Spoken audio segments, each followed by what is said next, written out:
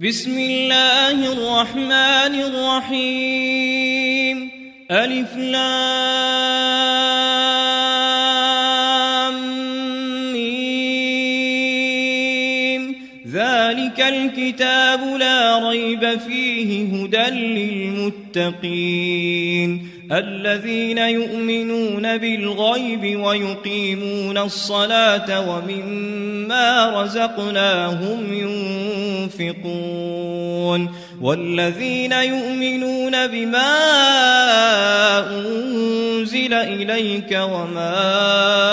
أنزل من قبلك وبالآخرة هم يوقنون أولئك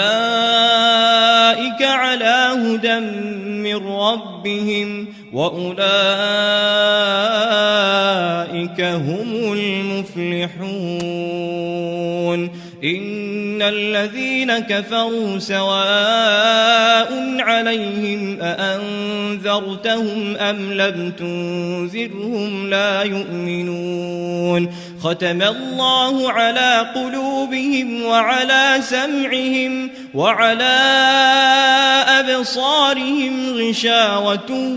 ولهم عذاب عظيم ومن الناس من يقول آمنا بالله وباليوم الآخر وما هم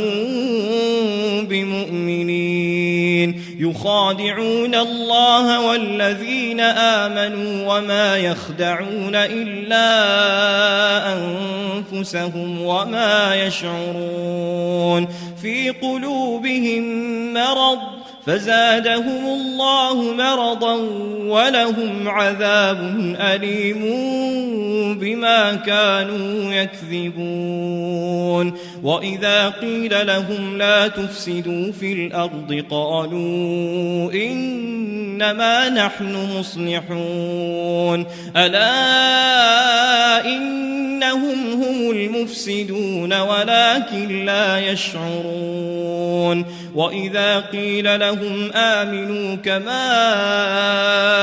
آمن الناس قالوا أنؤمن كما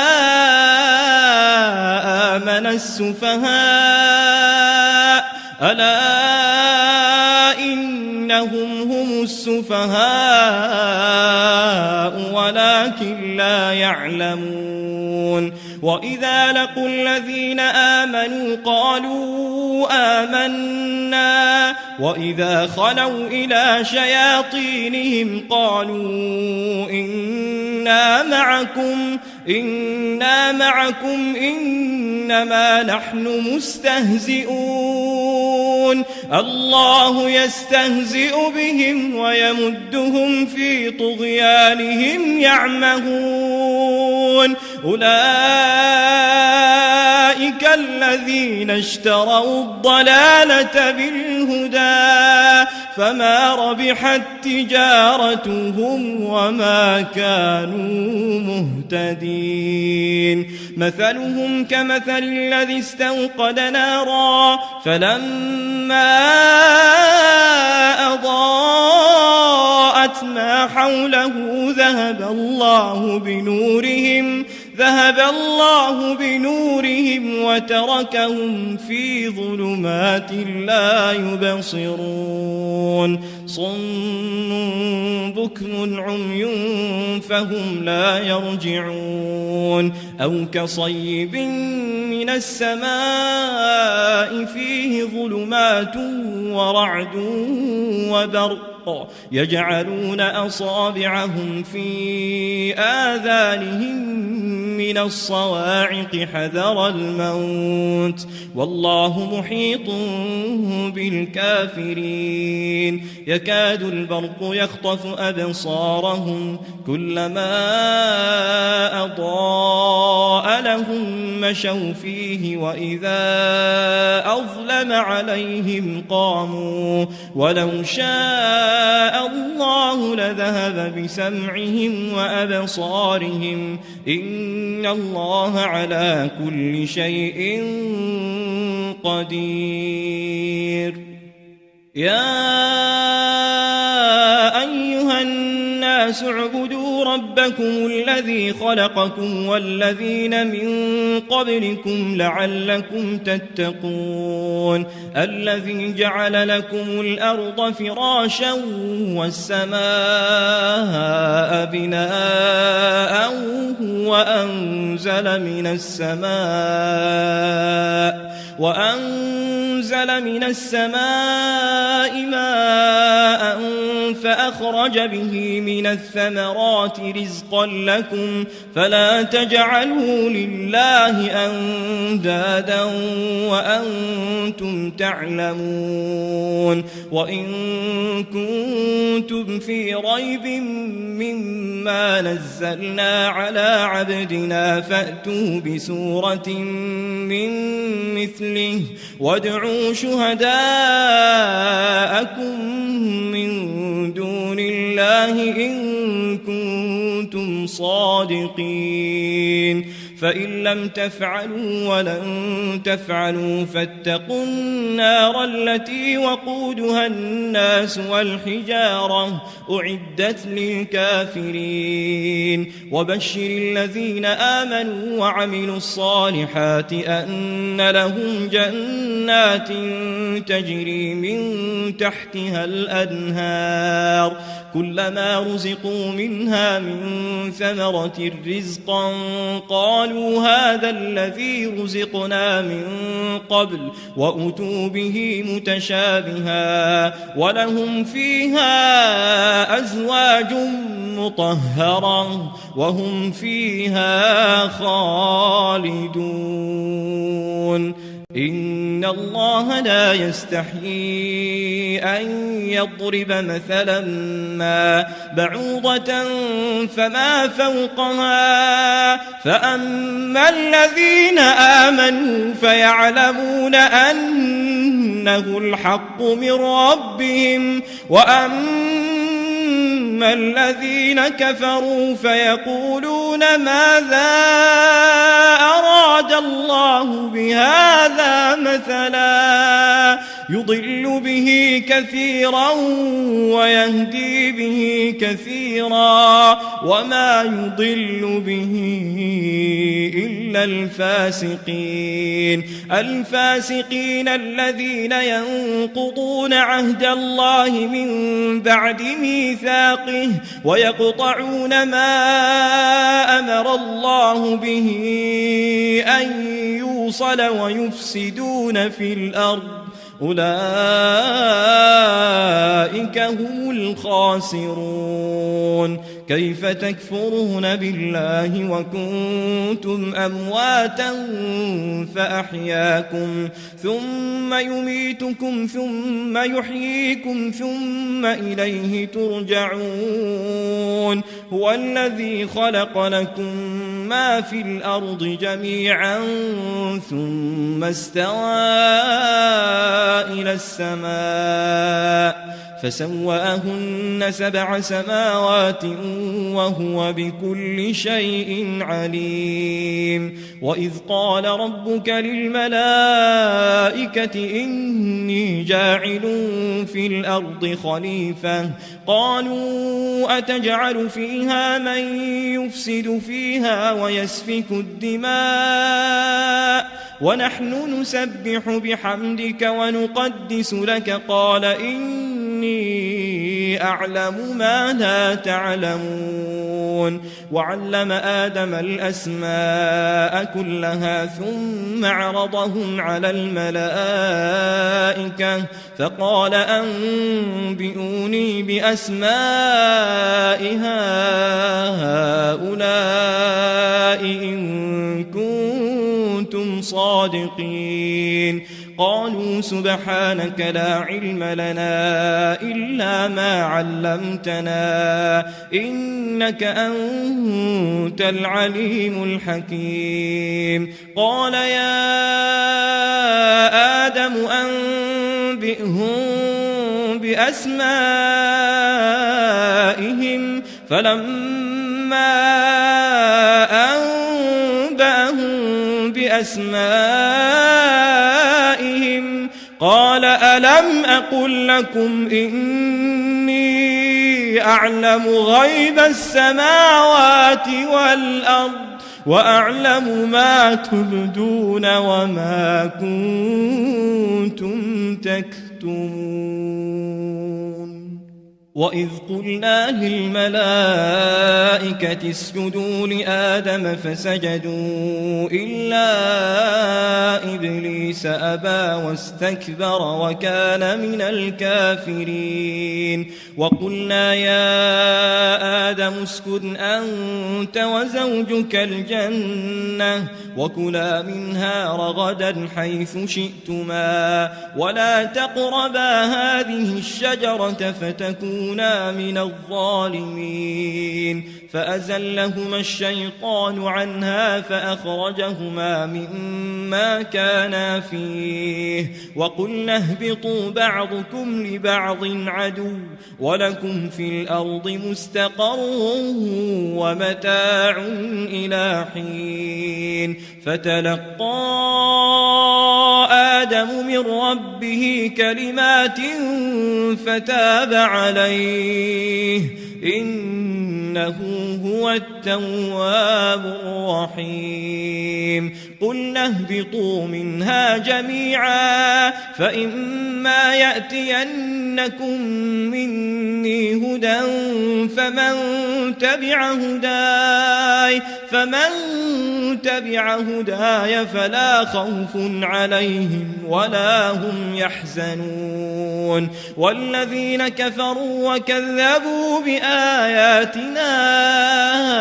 أولئك أصحاب النار هم فيها خالدون يا بني إسرائيل اذكروا نعمتي التي أنعمت عليكم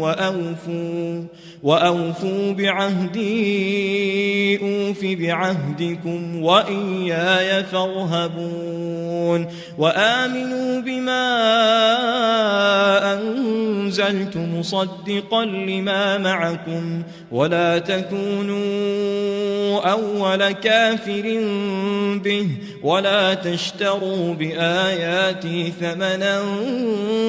قليلا وإياي فاتقون ولا تلبسوا الحق بالباطل وتكتموا الحق وأنتم تعلمون وأقيموا الصلاة وآتوا الزكاة واركعوا مع الراكعين أتأمرون الناس بالبر وتنسون أنفسكم وأنتم تتلون الكتاب أفلا تعقلون واستعينوا بالصبر والصلاة وإنها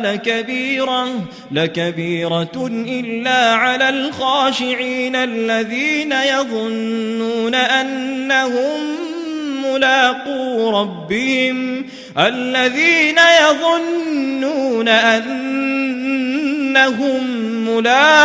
ربهم وأنهم إليه راجعون يا بني إسرائيل اذكروا نعمتي التي أنعمت عليكم وأني فضلتكم على العالمين واتقوا يوما لا تجزي نفس عن نفس شيئا ولا يقبل منها شفاعة ولا يؤخذ منها عدل ولا هم ينصرون وإذ نجيناكم من آل فرعون يسومونكم سوء العذاب يذبحون أبناءكم ويستحيون نساءكم وفي ذلكم بلاء من ربكم عظيم وإذ فرقنا بكم البحر فأنجيناكم وأغرقنا آل فرعون وأنتم تنظرون وإذ واعدنا موسى 40 ليلة ثم اتخذتم العجل من بعده وأنتم ظالمون ثم عفونا عنكم من بعد ذلك لعلكم تشكرون وإذ آتينا موسى الكتاب والفرقان لعلكم تهتدون وإذ قال موسى لقومه يا قوم إنكم ظلمتم أنفسكم باتخاذكم العجل فتوبوا إلى بارئكم فاقتلوا أنفسكم ذلكم خير لكم عند بارئكم فتاب عليكم إنه هو التواب الرحيم وإذ قلتم يا موسى لن نؤمن لك حتى نرى الله جهرة فأخذتكم الصاعقة وأنتم تنظرون ثم بعثناكم من بعد موتكم لعلكم تشكرون وظللنا عليكم الغمام وأنزلنا عليكم المن والسلوى كلوا من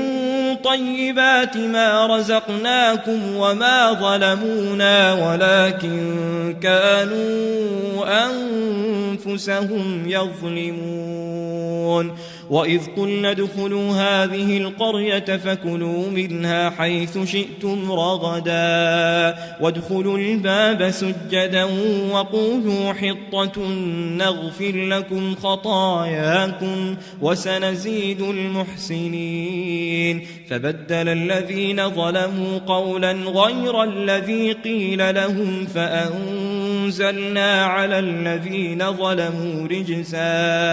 رجزا من السماء بما كانوا يفسقون وإذ استسقى موسى لقومه فقلنا اضرب بعصاك الحجر فانفجرت منه 12 عينا قد علم كل أناس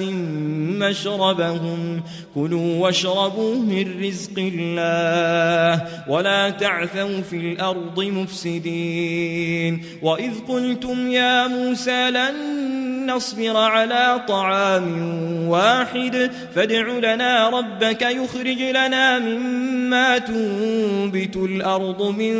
بقلها وقثائها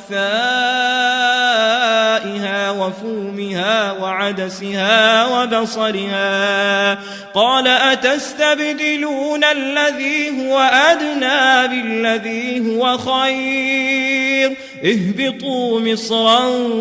فإن لكم ما سألتم وضربت عليهم الذلة والمسكنة وباءوا بغضب من الله ذلك بأنهم كانوا يكفرون بآيات الله ويقتلون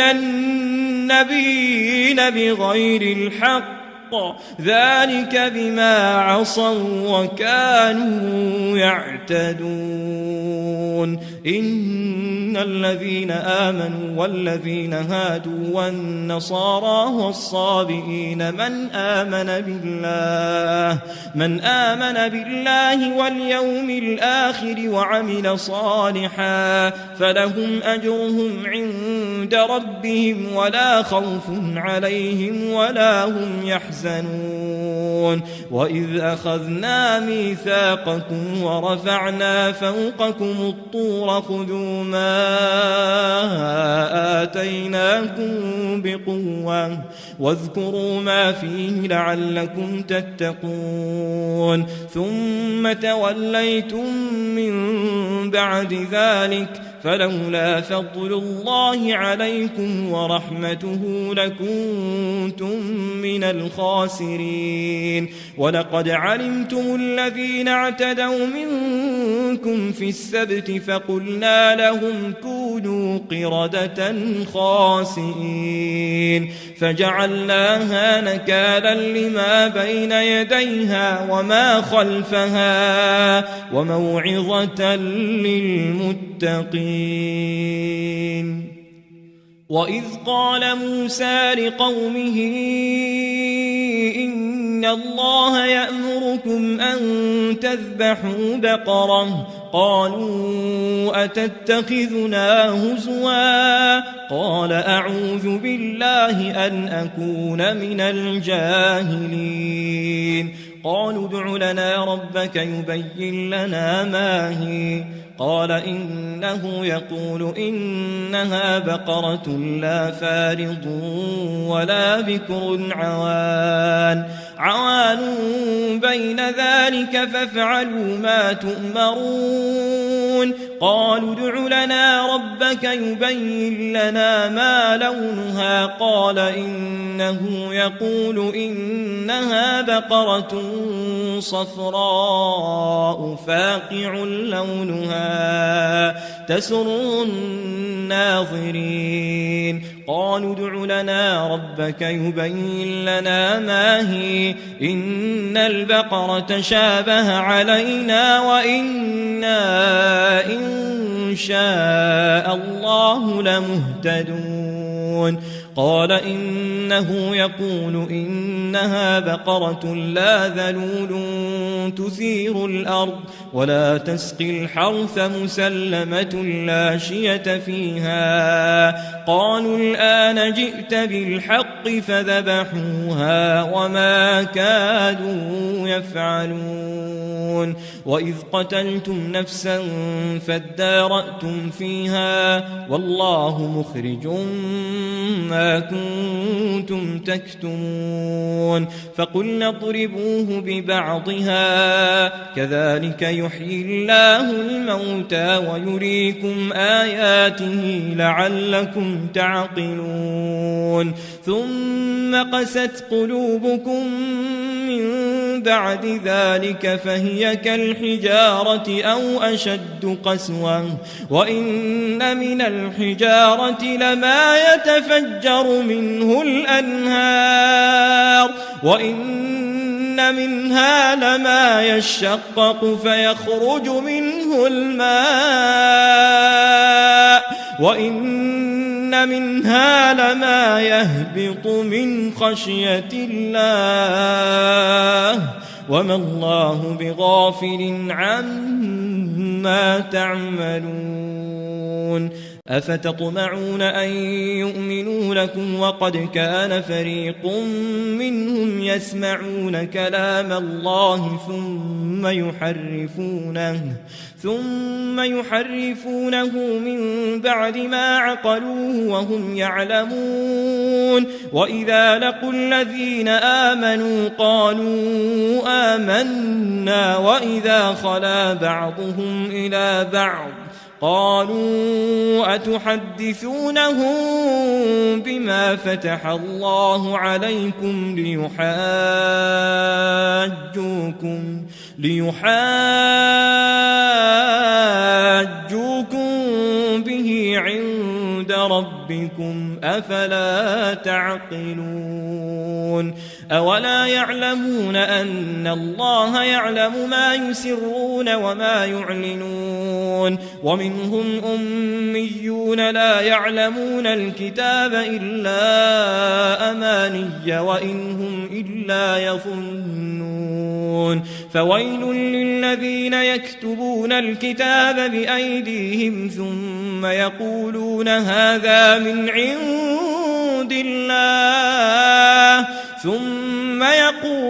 هذا من عند الله ليشتروا به ثمنا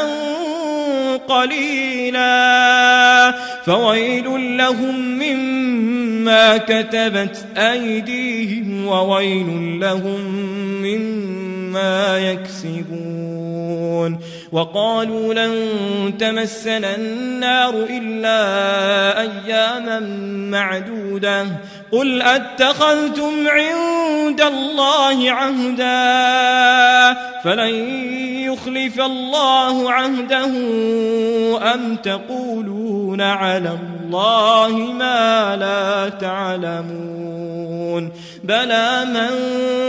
كسب سيئة وأحاطت به خطيئته فأولئك أصحاب النار هم فيها خالدون والذين آمنوا وعملوا الصالحات أولئك أصحاب الجنة هم فيها خالدون وإذ أخذنا ميثاق بني إسرائيل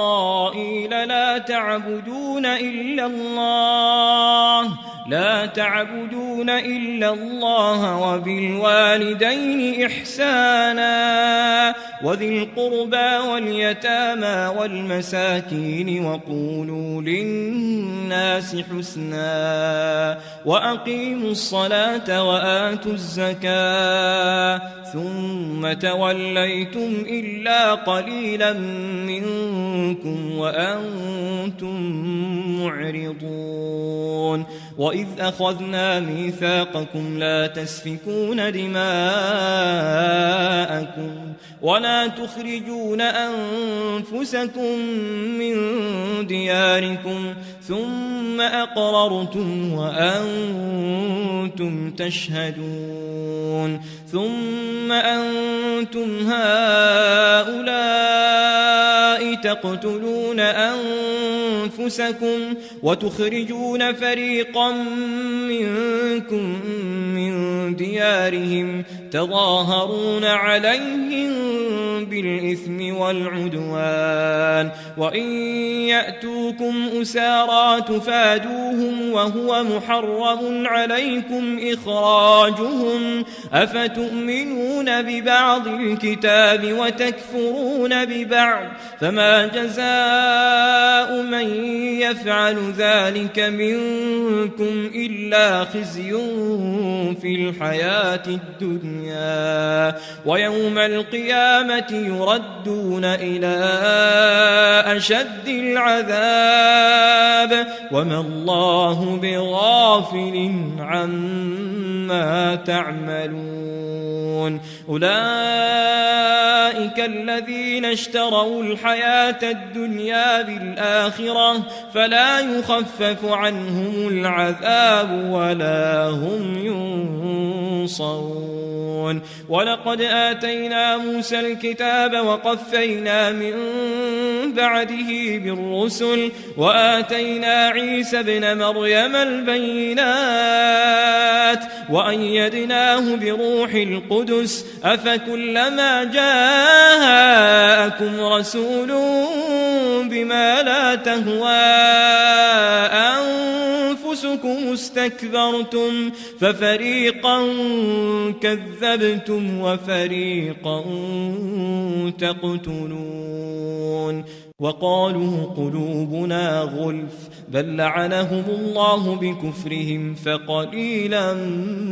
ما يؤمنون ولما جاءهم كتاب من عند الله مصدق لما معهم وكانوا من قبل يستفتحون على الذين كفروا فلما جاءهم ما عرفوا كفروا به فلعنة الله على الكافرين بئس ما اشتروا به أنفسهم أن يكفروا بما أنزل الله بغيا أن ينزل الله من فضله على من يشاء من عباده فباءوا بغضب على غضب وللكافرين عذاب مهين وإذا قيل لهم آمنوا بما أنزل الله قالوا نؤمن بما أنزل علينا ويكفرون بما وراءه وهو الحق مصدقا لما معهم قل فلم تقتلون أنبياء الله من قبل إن كنتم مؤمنين ولقد جاءكم موسى بالبينات ثم اتخذتم العجل من بعده وأنتم ظالمون وإذ أخذنا ميثاقكم ورفعنا فوقكم الطور خذوا ما آتيناكم بقوة واسمعوا قالوا سمعنا وعصينا وأشربوا في قلوبهم العجل بكفرهم قل بئس ما يأمركم به إيمانكم إن كنتم مؤمنين قل إن كانت لكم الدار الآخرة عند الله خالصة من دون الناس فتمنوا الموت إن كنتم صادقين ولن يتمنوه أبدا بما قدمت أيديهم والله عليم بالظالمين ولتجدنهم أحرص الناس على حياة ومن الذين أشركوا يود أحدهم لو يعمر 1000 سنة وما هو بمزحزحه من العذاب أن يعمر والله بصير بما يعملون قل من كان عدوا لجبريل فإنه نزله على قلبك بإذن الله مصدقا لما بين يديه وهدى وبشرى للمؤمنين من كان عدوا لله وملائكته ورسله وجبريل وميكال فإن الله عدو للكافرين ولقد أنزلنا إليك آيات بينات وما يكفر بها إلا الفاسقون أو كلما عاهدوا عهدا نبذه فريق منهم بل أكثرهم لا يؤمنون ولما جاءهم رسول من عند الله مصدق لما معهم نبذ فريق من الذين أوتوا الكتاب كتاب الله وراء ظهورهم كأنهم لا يعلمون واتبعوا ما تتلو الشياطين على ملك سليمان وما كفر سليمان ولكن الشياطين كفروا يعلمون الناس السحر وما أنزل على الملكين ببابل هاروت وماروت وما يعلمان من أحد حتى يقولا إنما نحن فتنة فلا تكفر فيتعلمون منهما ما يفرقون به بين المرء وزوجه وما هم بضارين به من أحد إلا بإذن الله ويتعلمون ما يضرهم ولا ينفعهم ولقد علموا لمن اشتراه ما له في الآخرة من خلاق ولبئس ما شروا به أنفسهم لو كانوا يعلمون ولو أنهم آمنوا واتقوا لمثوبة من عند الله خير لو كانوا يعلمون. يا أيها الذين آمنوا لا تقولوا راعنا وقولوا انظرنا واسمعوا وللكافرين عذاب أليم. ما يود الذين كفروا من أهل الكتاب ولا المشركين أن ينزل عليكم من خير من ربكم والله يختص برحمته من يشاء والله ذو الفضل العظيم. ما ننسخ من آية أو ننسها نأت بخير منها أو مثلها. ألم تعلم أن الله على كل شيء قدير. ألم تعلم أن الله له ملك السماوات والأرض وما لكم من دون الله من ولي ولا نصير. أم تريدون أن تسألوا رسولكم كما سئل موسى من قبل ومن يتبدل الكفر بالإيمان فقد ضل سواء السبيل. ود كثير من أهل الكتاب لو يردونكم من بعد إيمانكم كفارا حسدا من عند أنفسهم من بعد ما تبين لهم الحق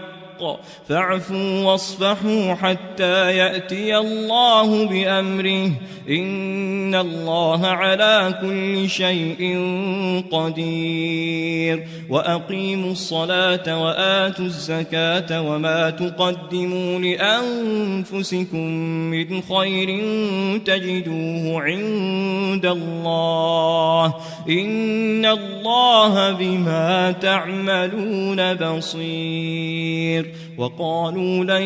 يدخل الجنة إلا من كان هودا أو نصارى تلك أمانيهم قل هاتوا برهانكم إن كنتم صادقين. بلى من أسلم وجهه لله وهو محسن فله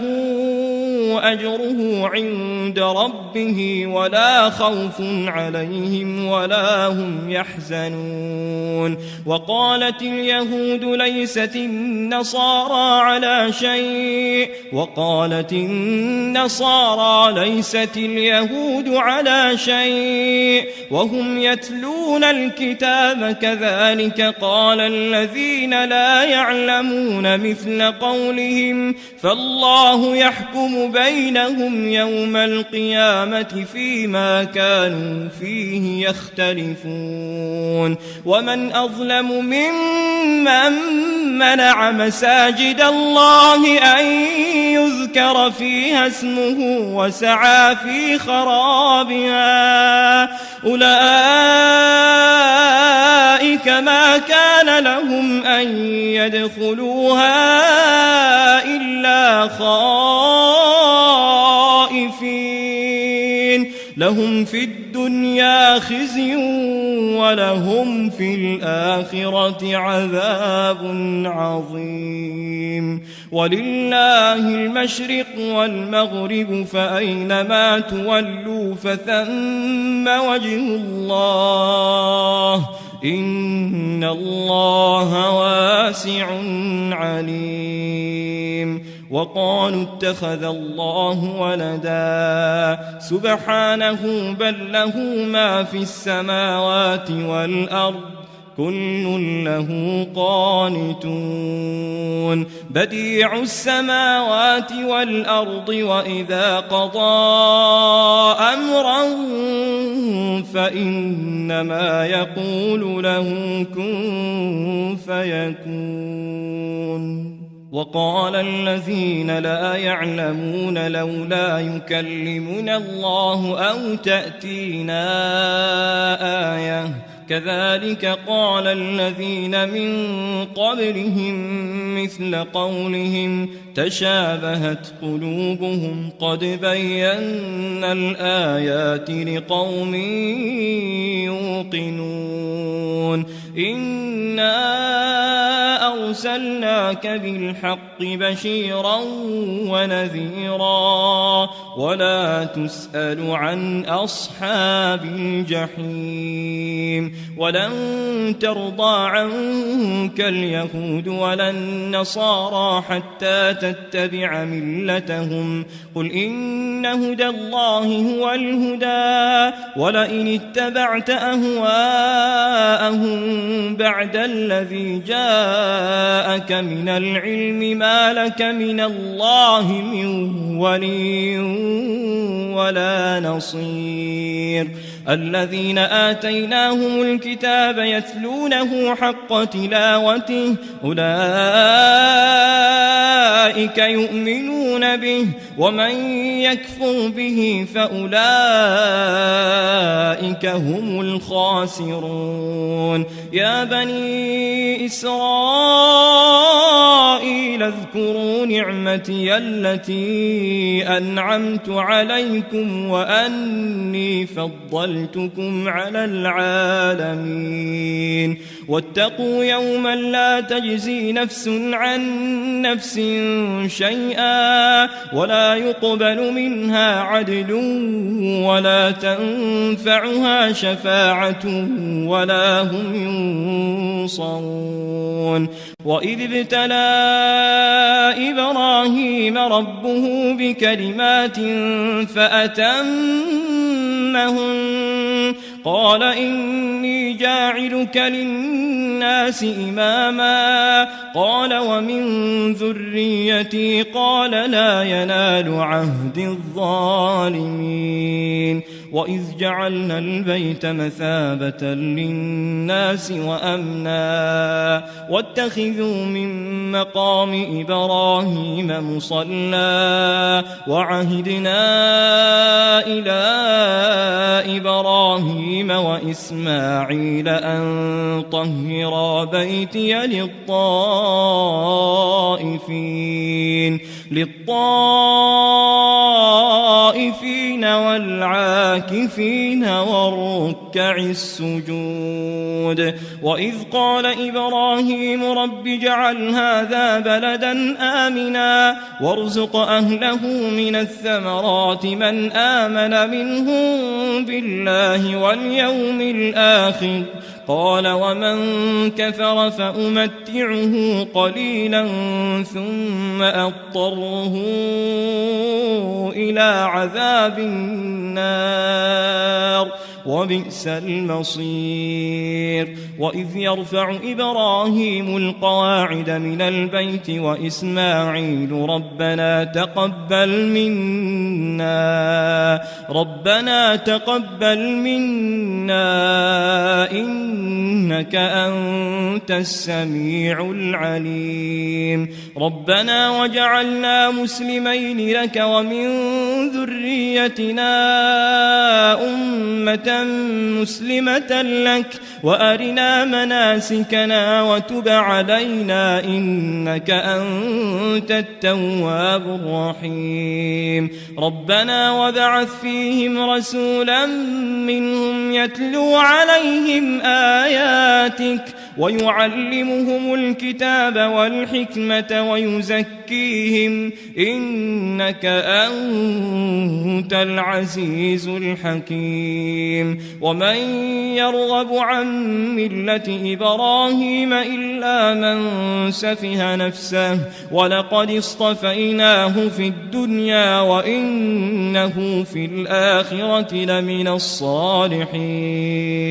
إذ قال له ربه أسلم قال أسلمت لرب العالمين ووصى بها إبراهيم بنيه ويعقوب يا بني إن الله اصطفى لكم الدين فلا تموتن إلا وأنتم مسلمون أم كنتم شهداء إذ حضر يعقوب الموت إذ قال لبنيه ما تعبدون من بعدي قالوا نعبد إلهك وإله آبائك إبراهيم وإسماعيل وإسحاق إلها واحدا ونحن له مسلمون تلك أمة قد خلت لها ما كسبت ولكم ما كسبتم ولا تسألون عما كانوا يعملون وقالوا كونوا هودا أو نصارى تهتدوا قل بل ملة إبراهيم حنيفا وما كان من المشركين قولوا آمنا بالله وما أنزل إلينا وما أنزل إلى إبراهيم وإسماعيل وإسحاق ويعقوب والأسباط وما أوتي موسى وعيسى وما أوتي النبيون من ربهم لا نفرق بين أحد منهم ونحن له مسلمون فإن آمنوا بمثل ما آمنتم به فقد اهتدوا وإن تولوا فإنما هم في شقاق فسيكفيكهم الله وهو السميع العليم صبغة الله ومن أحسن من الله صبغة ونحن له عابدون قل أتحاجوننا في الله وهو ربنا وربكم ولنا أعمالنا ولكم أعمالكم ونحن له مخلصون أم تقولون إن إبراهيم وإسماعيل وإسحاق ويعقوب والأسباط كانوا هودا أو نصارى قل أأنتم أعلم أم الله ومن أظلم ممن كتم شهادة عنده من الله وما الله بغافل عما تعملون تلك أمة قد خلت لها ما كسبت ولكم ما كسبتم ولا تسألون عما كانوا يعملون سيقول السفهاء من الناس ما ولاهم عن قبلتهم التي كانوا عليها قل لله المشرق والمغرب يهدي من يشاء إلى صراط مستقيم وكذلك جعلناكم أمة وسطا لتكونوا شهداء على الناس ويكون الرسول عليكم شهيدا وما جعلنا القبلة التي كنت عليها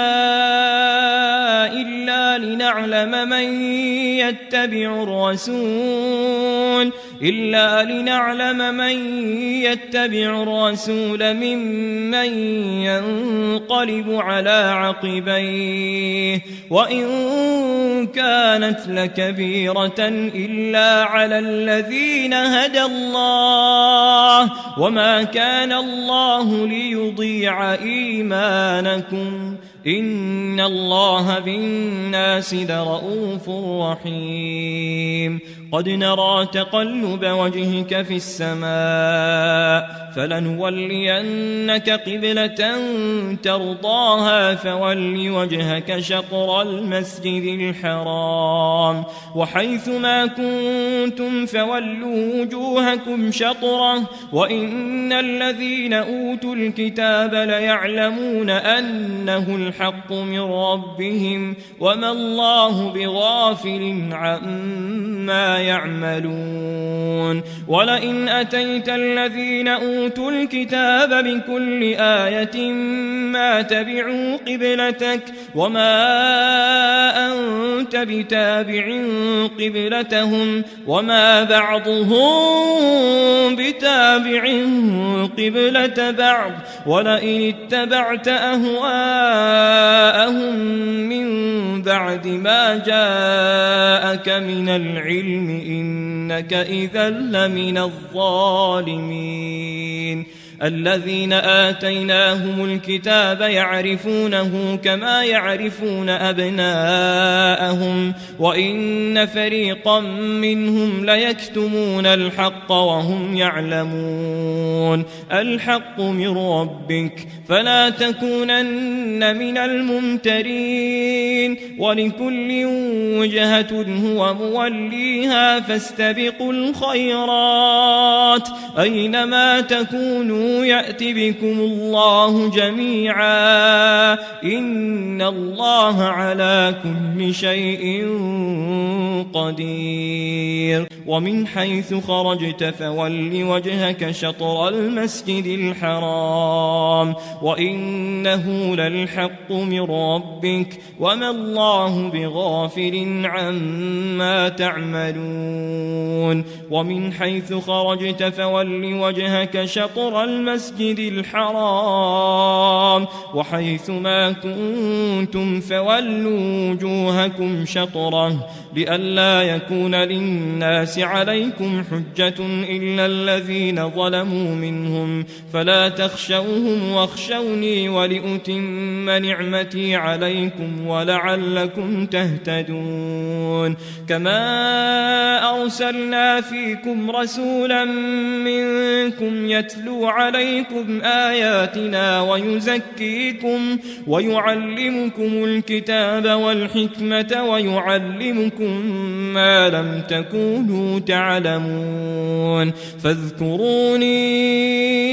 أذكركم واشكروا لي ولا تكفرون يا أيها الذين آمنوا استعينوا بالصبر والصلاة إن الله مع الصابرين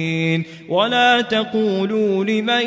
يقتل في سبيل الله أموات بل أحياء ولكن لا تشعرون ولنبلونكم بشيء من الخوف والجوع ونقص من الأموال والأنفس والثمرات وبشر الصابرين الذين إذا أصابتهم مصيبة قالوا إنا لله وإنا إليه راجعون أولئك عليهم صلوات من ربهم ورحمة وأولئك هم المهتدون إن الصفا والمروة من شعائر الله فمن حج البيت أو اعتمر فلا جناح عليه أن يطوف بهما ومن تطوع خيرا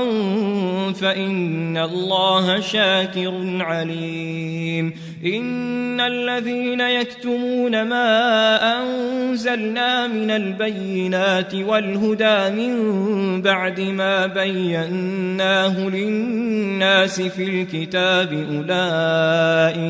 أولئك يلعنهم الله ويلعنهم اللاعنون إلا الذين تابوا وأصلحوا وبينوا فأولئك أتوب عليهم وأنا التواب الرحيم إن الذين كفروا وماتوا وهم كفار أولئك عليهم لعنة الله والملائكة والناس أجمعين خالدين فيها لا يخفف عنهم العذاب ولا هم ينظرون وإلهكم إله واحد لا إله إلا هو الرحمن الرحيم إن في خلق السماوات والأرض واختلاف الليل والنهار والفلك التي تجري في البحر بما ينفع الناس وما أنزل الله من السماء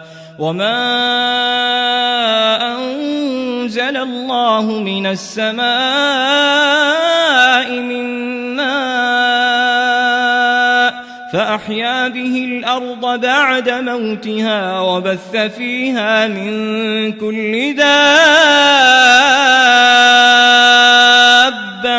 وتصريف الرياح والسحاب المسخر بين السماء والأرض لآيات لقوم يعقلون ومن الناس من يتخذ من دون الله أندادا يحبونهم كحب الله والذين آمنوا أشد حبا لله ولو يرى الذين ظلموا إذ يرون العذاب أن القوة لله جميعا وأن الله شديد العذاب إذ تبرأ الذين اتبعوا من الذين اتبعوا ورأوا العذاب وتقطعت بهم الأسباب وقال الذين اتبعوا لو أن لنا كرة فنتبرأ منهم كما تبرؤوا منا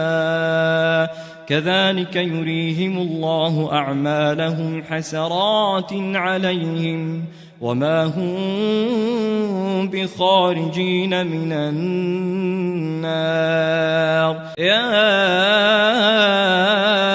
أيها الناس كلوا مما في الأرض حلالا طيبا ولا تتبعوا خطوات الشيطان إنه لكم عدو مبين إنما يأمركم بالسوء والفحشاء وأن تقولوا على الله ما لا تعلمون وإذا قيل لهم اتبعوا ما أنزل الله قالوا بل نتبع ما ألفينا عليه آباءنا أولو كان آباؤهم لا يعقلون شيئا ولا يهتدون ومثل الذين كفروا كمثل الذي ينعق بما لا يسمع إلا دعاء ونداء صم بكم عمي فهم لا يعقلون يا أيها الذين آمنوا كلوا من طيبات طيبات ما رزقناكم واشكروا لله إن كنتم إياه تعبدون. إنما حرم عليكم الميتة والدم ولحم الخنزير وما أهل به لغير الله، فمن اضطر غير باغ ولا عاد فلا إثم عليه، إن الله غفور رحيم. إن الذين يكتمون ما أنزل الله من الكتاب ويشترون به ثمنا قليلا أولئك ما يأكلون في بطونهم إلا النار، ولا يكلمهم الله يوم القيامة ولا يزكيهم ولهم عذاب أليم. أولئك الذين اشتروا الضلالة بالهدى والعذاب بالمغفرة، فما أصبرهم على النار، ذلك بأن الله نزل الكتاب بالحق وإن الذين اختلفوا في الكتاب لفي شقاق بعيد. ليس البر أن تولوا وجوهكم قبل المشرق والمغرب، ولكن البر من آمن بالله واليوم الآخر والملائكة والكتاب والنبيين، وآتى المال على حبه ذوي القربى واليتامى والمساكين وابن السبيل والسائلين وفي الرقاب، وأقام الصلاة وآتى الزكاة، والموفون بعهدهم إذا عاهدوا، والصابرين في البأساء والضراء وحين البأس، أولئك الذين صدقوا وأولئك هم المتقون. يا أيها الذين آمنوا كتب عليكم القصاص في القتلى، الحر بالحر والعبد بالعبد والأنثى بالأنثى، فمن عفي له من أخيه شيء فاتباع بالمعروف وأداء إليه بإحسان، ذلك تخفيف من ربكم ورحمة، فمن اعتدى بعد ذلك فله عذاب أليم. ولكم في القصاص حياة يا أولي الألباب لعلكم تتقون. كتب عليكم إذا حضر أحدكم الموت إن ترك خيرا الوصية للوالدين والأقربين بالمعروف حقا على المتقين، فمن بدله بعدما سمعه فإنما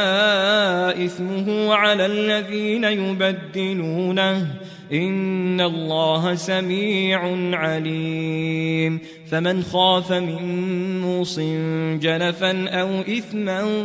فأصلح بينهم فلا إثم عليه، إن الله غفور رحيم. يا أيها الذين آمنوا كتب عليكم الصيام كما كتب على الذين من قبلكم لعلكم تتقون، أياما معدودات، فمن كان منكم مريضا أو على سفر فعدة من أيام أخر وعلى الذين يطيقونه فدية طعام مسكين فمن تطوع خيرا فهو خير له وأن تصوموا خير لكم إن كنتم تعلمون شهر رمضان الذي أنزل فيه القرآن هدى للناس وبينات من الهدى والفرقان فمن شهد منكم الشهر فليصمه ومن كان مريضا أو على سفر فعدة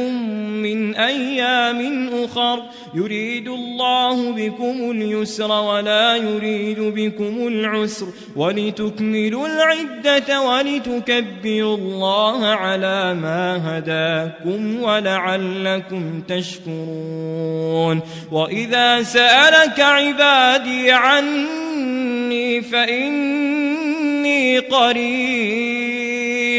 أجيب دعوة الداع إذا دعان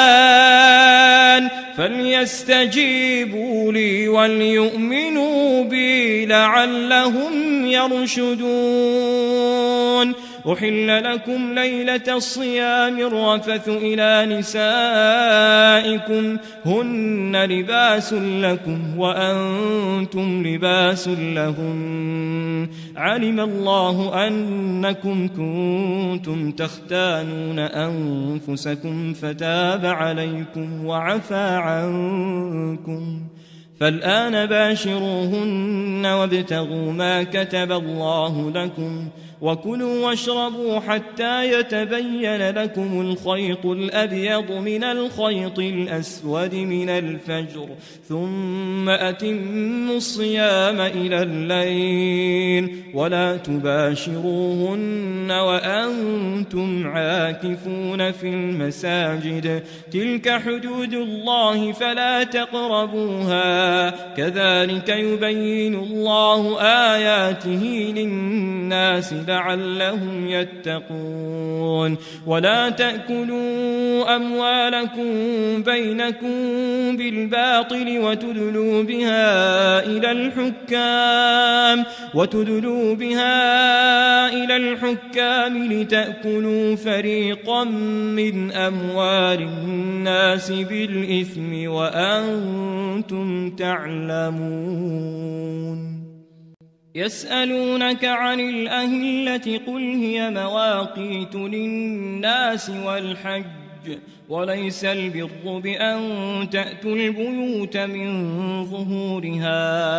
ولكن البر من اتقى وأتوا البيوت من أبوابها واتقوا الله لعلكم تفلحون وقاتلوا في سبيل الله الذين يقاتلونكم ولا تعتدوا إن الله لا يحب المعتدين واقتلوهم حيث ثقفتموهم وأخرجوهم من حيث أخرجوكم والفتنة أشد من القتل ولا تقاتلوهم عند المسجد الحرام حتى يقاتلوكم فيه فإن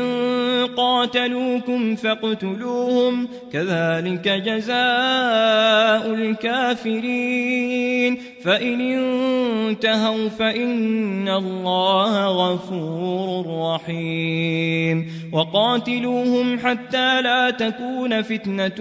ويكون الدين لله فإن انتهوا فلا عدوان إلا على الظالمين الشهر الحرام بالشهر الحرام والحرمات قصاص فمن اعتدى عليكم فاعتدوا عليه بمثل ما اعتدى عليكم واتقوا الله واعلموا أن الله مع المتقين وأنفقوا وأنفقوا في سبيل الله ولا تلقوا بأيديكم إلى التهلكة وأحسنوا إن الله يحب المحسنين وأتموا الحج والعمرة لله فإن أحصرتم فما استيسر من الهدي ولا تحلقوا رؤوسكم حتى يبلغ الهدي محله فمن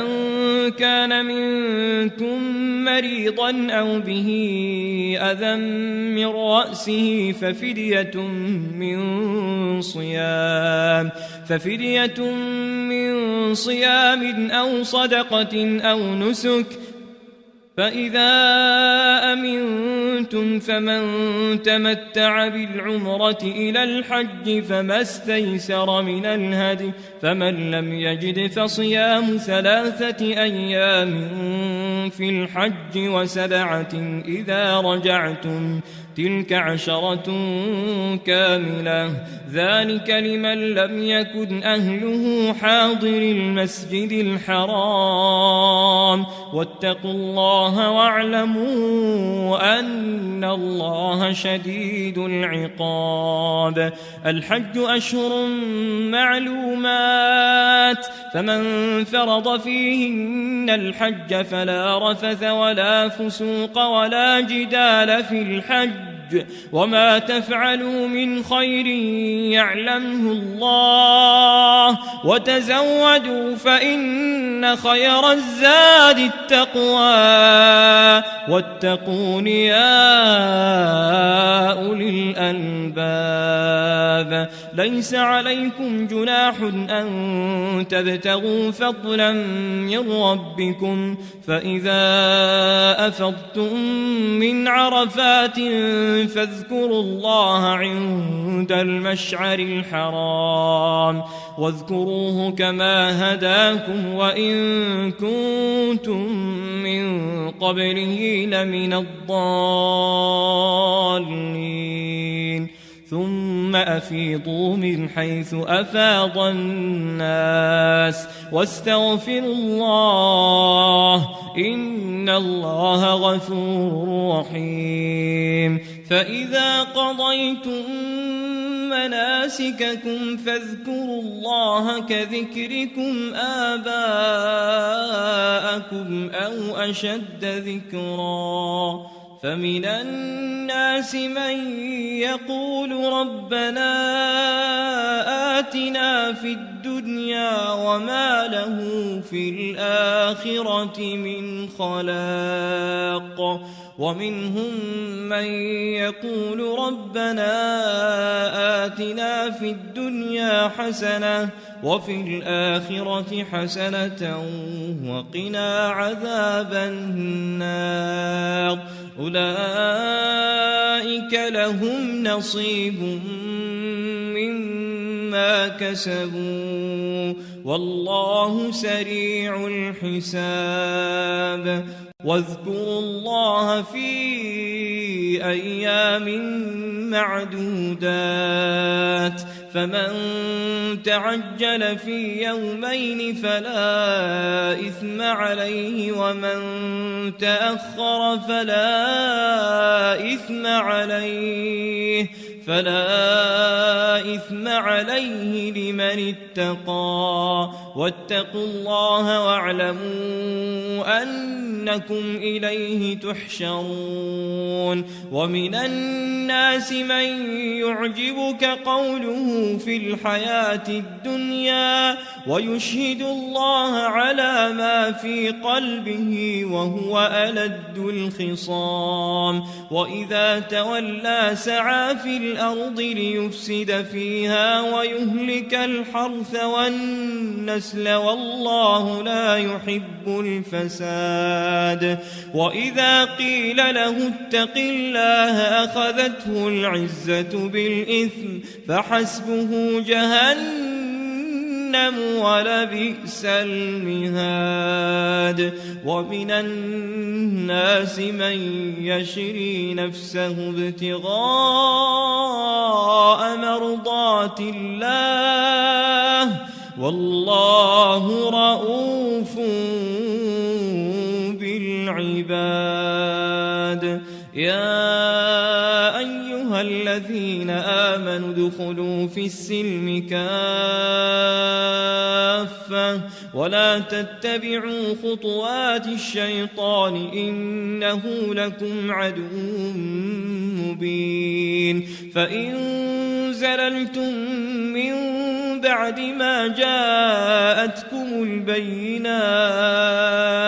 فاعلموا أن الله عزيز حكيم هل ينظرون إلا أن يأتيهم الله في ظلل من الغمام والملائكة وقضي الأمر وإلى الله ترجع الأمور سل بني إسرائيل كم آتيناهم من آية بينة ومن يبدل نعمة الله من بعد ما جاءته فإن الله شديد العقاب زين للذين كفروا الحياة الدنيا ويسخرون من الذين آمنوا والذين اتقوا فوقهم يوم القيامة والله يرزق من يشاء بغير حساب كان الناس أمة واحدة فبعث الله النبيين مبشرين ومنذرين وأنزل معهم الكتاب بالحق ليحكم بين الناس فيما اختلفوا فيه وما اختلف فيه إلا الذين أوتوه من بعد ما جاءتهم البينات بغيا بينهم فهدى الله الذين آمنوا لما اختلفوا فيه من الحق بإذنه والله يهدي من يشاء إلى صراط مستقيم أم حسبتم أن تدخلوا الجنة ولما يأتكم مثل الذين خلوا من قبلكم مستهم البأساء والضراء وزلزلوا حتى يقول الرسول والذين آمنوا معه متى نصر الله ألا إن نصر الله قريب يسألونك ماذا ينفقون قل ما أنفقتم من خير فللوالدين والأقربين واليتامى والمساكين وابن السبيل وما تفعلوا من خير فإن الله به عليم كتب عليكم القتال وهو كره لكم وعسى أن تكرهوا شيئا وهو خير لكم وعسى أن تحبوا شيئا وهو شر لكم والله يعلم وأنتم لا تعلمون يسألونك عن الشهر الحرام قتال فيه قل قتال فيه كبير وصد عن سبيل الله وكفر به والمسجد الحرام وإخراج أهله منه أكبر عند الله والفتنة أكبر من القتل ولا يزالون يقاتلونكم حتى يردوكم عن دينكم إن استطاعوا ومن يرتد منكم عن دينه فيمت وهو كافر فأولئك حبطت أعمالهم في الدنيا والآخرة وأولئك أصحاب النار هم فيها خالدون إن الذين آمنوا والذين هاجروا وجاهدوا في سبيل الله أولئك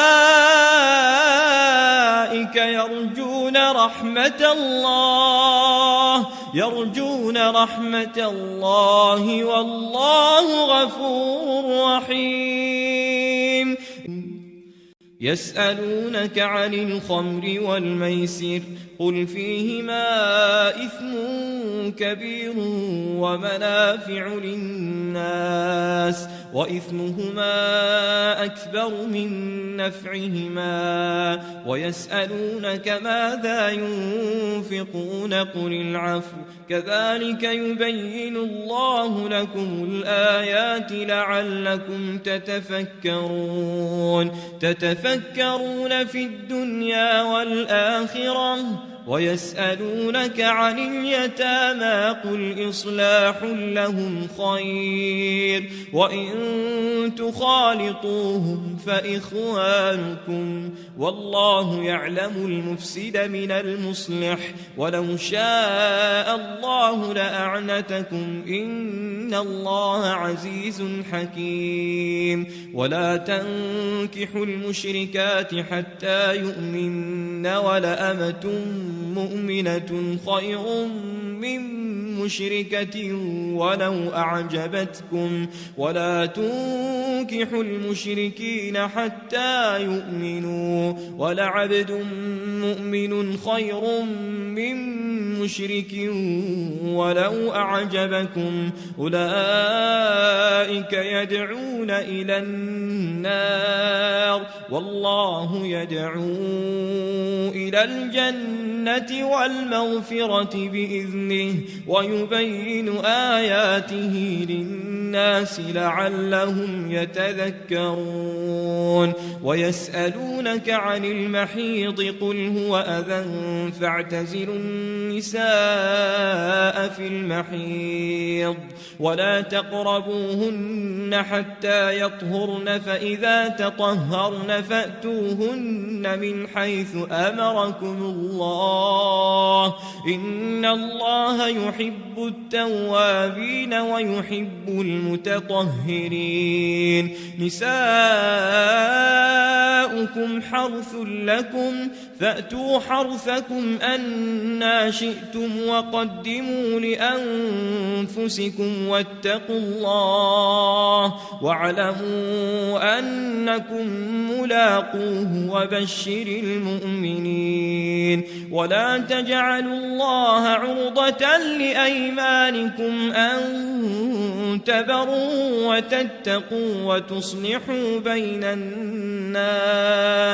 والله سميع عليم لا يؤاخذكم الله باللغو في أيمانكم ولكن يؤاخذكم بما كسبت قلوبكم والله غفور حليم للذين يؤلون من نسائهم تربص 4 أشهر فإن فاءوا فإن الله غفور رحيم وإن عزموا الطلاق فإن الله سميع عليم والمطلقات يتربصن بأنفسهن 3 قروء ولا يحل لهن أن يكتمن ما خلق الله في أرحامهن إن كن يؤمن بالله واليوم الآخر وبعولتهن أحق بردهن في ذلك إن أرادوا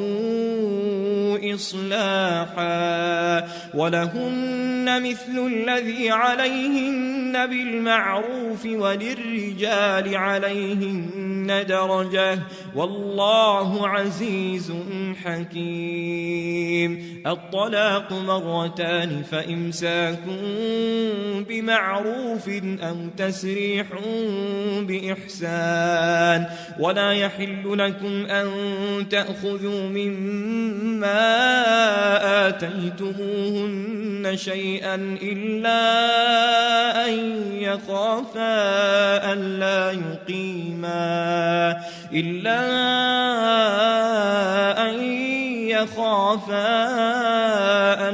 يقيما حدود الله فإن خفتم ألا يقيما حدود الله فلا جناح عليهما فيما افتدت به تلك حدود الله فلا تعتدوها ومن يتعد حدود الله فأولئك هم الظالمون. فإن طلقها فلا تحل له من بعد حتى تنكح زوجا غيره فإن طلقها فلا جناح عليهما أن يتراجعا إن ظنا أن يقيما حدود الله وتلك حدود الله يبينها لقوم يعلمون. وإذا طلقتم النساء فبلغن أجلهن فأمسكوهن بمعروف أو سرحوهن بمعروف ولا تمسكوهن ضرارا لتعتدوا ومن يفعل ذلك فقد ظلم نفسه ولا تتخذوا آيات الله هزوا واذكروا نعمة الله عليكم وما أنزل عليكم من الكتاب والحكمة يعظكم به واتقوا الله واعلموا أن الله بكل شيء عليم. وإذا طلقتم النساء فبلغن أجلهن فلا تعضلوهن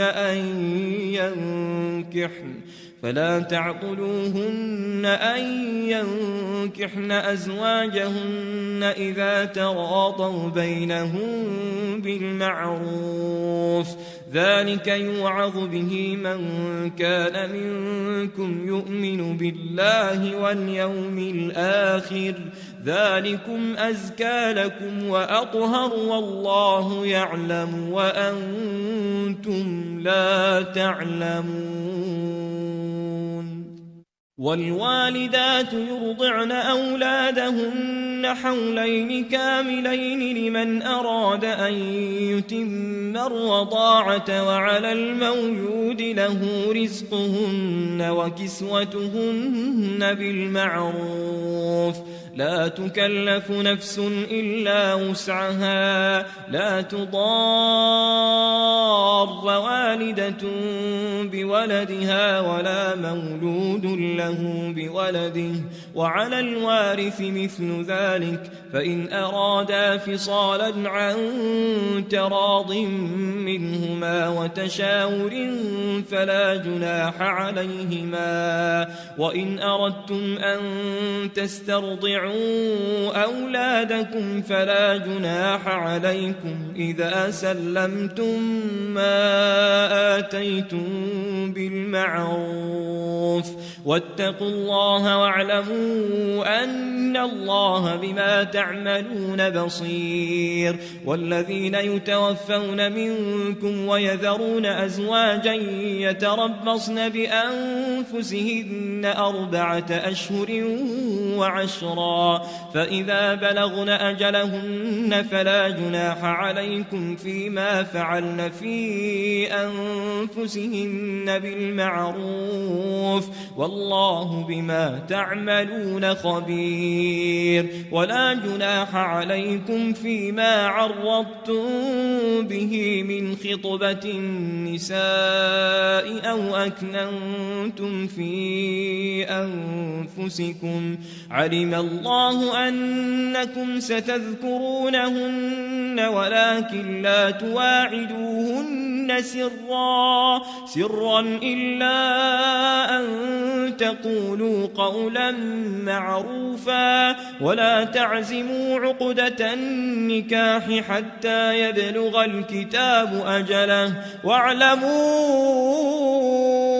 أن الله يعلم ما في أنفسكم فاحذروه واعلموا أن الله غفور حليم لا جناح عليكم إن طلقتم النساء ما لم تمسوهن أو تفرضوا لهن فريضة ومتعوهن على الموسع قدره وعلى المقتر قدره متاعا بالمعروف حقا على المحسنين وإن طلقتموهن من قبل أن تمسوهن وقد فرضتم لهن فريضة فنصف ما فرضتم إلا أن يعفون أو يعفو الذي بيده عقدة النكاح وأن تعفوا أقرب للتقوى ولا تنسوا الفضل بينكم إن الله بما تعملون بصير حافظوا على الصلوات والصلاة الوسطى وقوموا لله قانتين فإن خفتم فرجالا أو ركبانا فإذا أمنتم فاذكروا الله كما علمكم ما لم تكونوا تعلمون والذين يتوفون منكم ويذرون أزواجا وصية لأزواجهم متاعا إلى الحول غير إخراج فإن خرجن فلا جناح عليكم فيما فعلن في أنفسهن من معروف والله عزيز حكيم وللمطلقات متاع بالمعروف حقا على المتقين كذلك يبين الله لكم آياته لعلكم تعقلون ألم تر إلى الذين خرجوا من ديارهم وهم ألوف حذر الموت فقال لهم الله موتوا ثم أحياهم إن الله لذو فضل على الناس ولكن أكثر الناس لا يشكرون وقاتلوا في سبيل الله واعلموا أن الله سميع عليم من ذا الذي يقرض الله قرضا حسنا فيضاعفه له أضعافا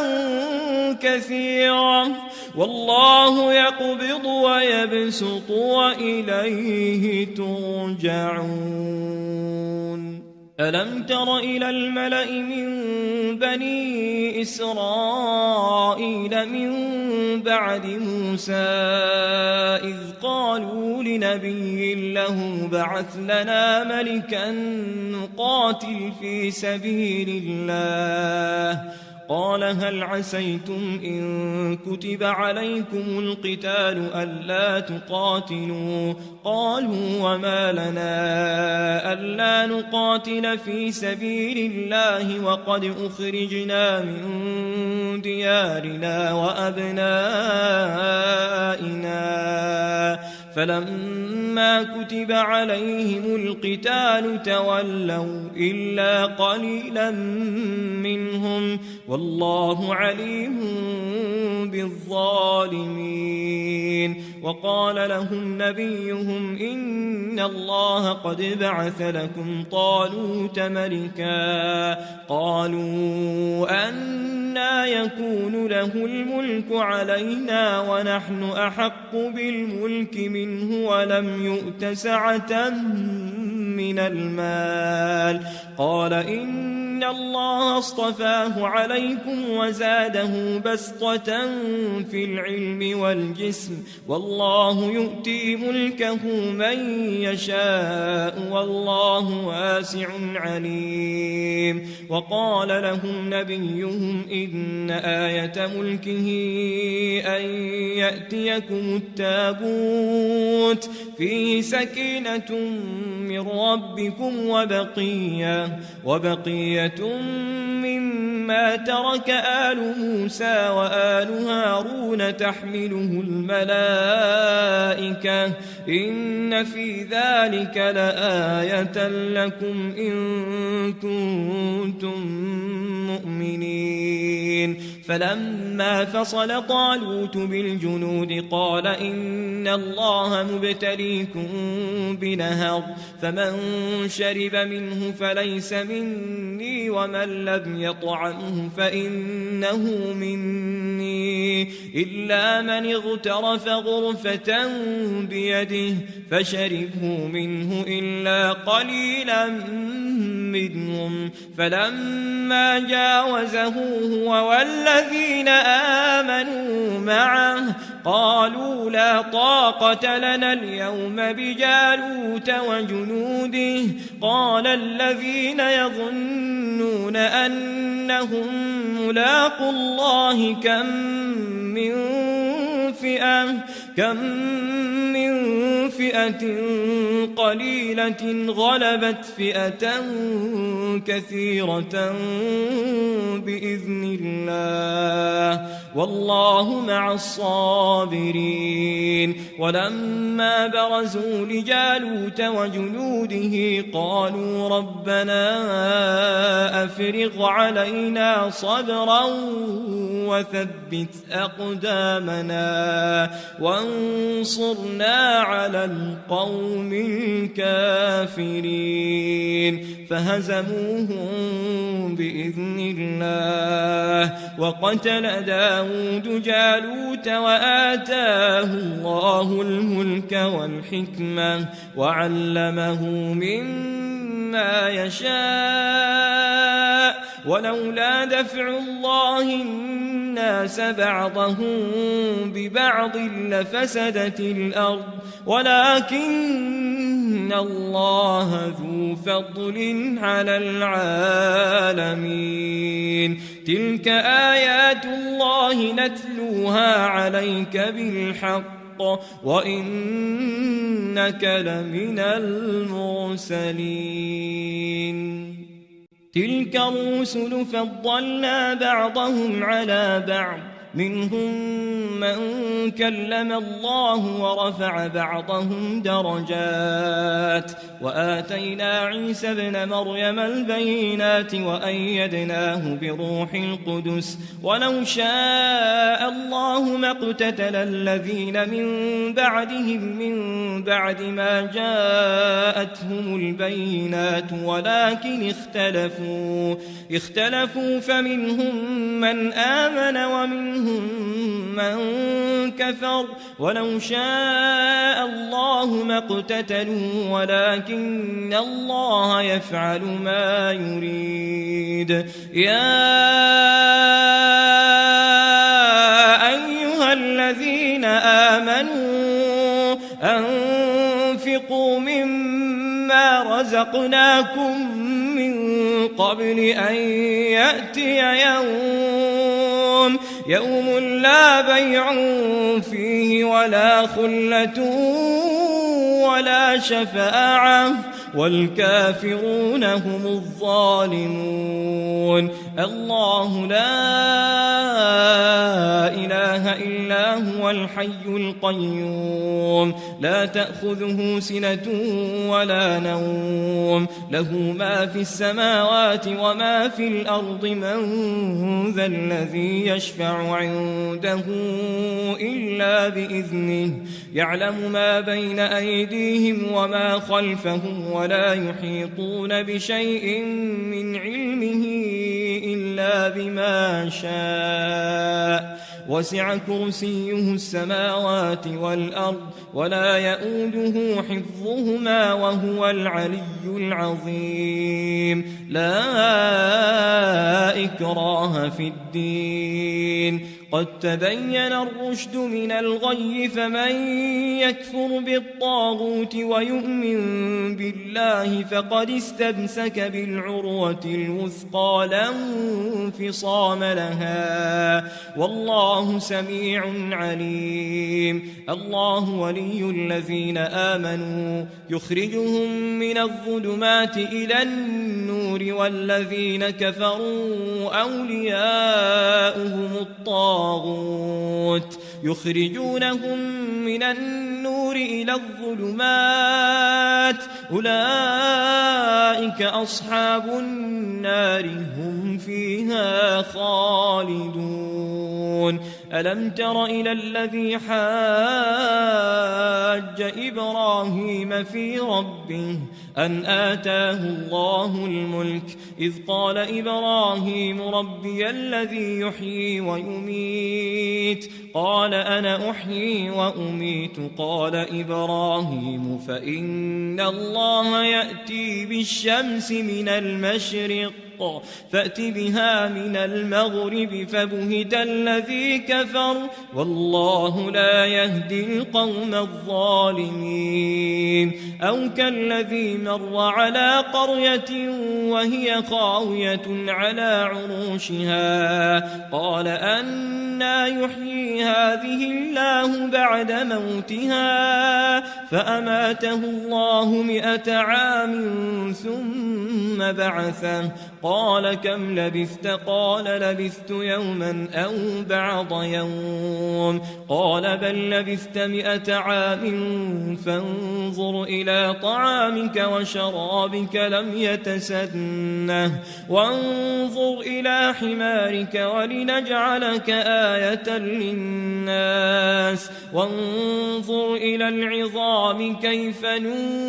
ننشزها ثم نكسوها لحما فلما تبين له قال أعلم أن الله على كل شيء قدير. وإذ قال إبراهيم رب أرني كيف تحيي الموتى قال أولم تؤمن قال بلى ولكن ليطمئن قلبي قال فخذ 4 من الطير فصرهن إليك ثم اجعل على كل جبل منهن جزءا ثم ادعهن يأتينك سعيا واعلم أن الله عزيز حكيم. مثل الذين ينفقون أموالهم في سبيل الله كمثل حبة أنبتت 7 سنابل في كل سنبلة 100 حبة والله يضاعف لمن يشاء والله واسع عليم. الذين ينفقون أموالهم في سبيل الله ثم لا يتبعون ما أنفقوا منا ولا أذى لهم أجرهم عند عند ربهم ولا خوف عليهم ولا هم يحزنون قول معروف ومغفرة خير من صدقة يتبعها أذى والله غني حليم يا أيها الذين آمنوا لا تبطلوا صدقاتكم بالمن والأذى كالذي ينفق ماله رئاء الناس ولا يؤمن بالله واليوم الآخر فمثله كمثل صفوان عليه تراب فأصابه وابل فتركه صلدا لا يقدرون على شيء مما كسبوا والله لا يهدي القوم الكافرين ومثل الذين ينفقون أموالهم ابتغاء مرضات الله وتثبيتا من أنفسهم كمثل جنة بربوة أصابها وابل فآتت أكلها ضعفين فإن لم يصبها وابل فطل والله بما تعملون بصير أيود أحدكم أن تكون له جنة من نخيل وأعناب تجري من تحتها الأنهار له فيها من كل الثمرات وأصابه الكبر وله ذرية ضعفاء فأصابها إعصار فيه نار فاحترقت كذلك يبين الله لكم الآيات لعلكم تتفكرون يا أيها الذين آمنوا أنفقوا من طيبات ما كسبتم ومما أخرجنا لكم من الأرض ولا تيمموا الخبيث منه تنفقون ولستم بآخذيه إلا أن تغمضوا فيه واعلموا أن الله غني حميد الشيطان يعدكم الفقر ويأمركم بالفحشاء والله يعدكم مغفرة منه وفضلا والله واسع عليم يؤتي الحكمة من يشاء ومن يؤت الحكمة فقد أوتي خيرا كثيرا وما يذكر إلا أولو الألباب وما أنفقتم من نفقة أو نذرتم من نذر فإن الله يعلمه وما للظالمين من أنصار إن تبدوا الصدقات فنعما هي وإن تخفوها وتؤتوها الفقراء فهو خير لكم ويكفر عنكم من سيئاتكم والله بما تعملون خبير ليس عليك هداهم ولكن الله يهدي من يشاء وما تنفقوا من خير فلأنفسكم وما تنفقون إلا ابتغاء وجه الله وما تنفقوا من خير يوفى إليكم وأنتم لا تظلمون للفقراء الذين أحصروا في سبيل الله لا يستطيعون ضربا في الأرض يحسبهم الجاهل أغنياء من التعفف تعرفهم بسيماهم لا يسألون الناس إلحافا وما تنفقوا من خير فإن الله به عليم الذين ينفقون أموالهم بالليل والنهار سرا وعلانية فلهم أجرهم عند ربهم ولا خوف عليهم ولا هم يحزنون الذين يأكلون الربا لا يقومون إلا كما يقوم الذي يتخبطه الشيطان من المس ذلك بأنهم قالوا إنما البيع مثل الربا وأحل الله البيع وحرم الربا فمن جاءه موعظة من ربه فانتهى فله ما سلف وأمره إلى الله ومن عاد فأولئك أصحاب النار هم فيها خالدون يمحق الله الربا ويربي الصدقات والله لا يحب كل كفار أثيم إن الذين آمنوا وعملوا الصالحات وأقاموا الصلاة وآتوا الزكاة لهم أجرهم عند ربهم ولا خوف عليهم ولا هم يحزنون يا أيها الذين آمنوا اتقوا الله وذروا ما بقي من الربا إن كنتم مؤمنين فإن لم تفعلوا فأذنوا بحرب من الله ورسوله وإن تبتم فلكم رؤوس أموالكم لا تظلمون ولا تظلمون وإن كان ذو عسرة فنظرة إلى ميسرة وأن تصدقوا خير لكم إن كنتم تعلمون واتقوا يوما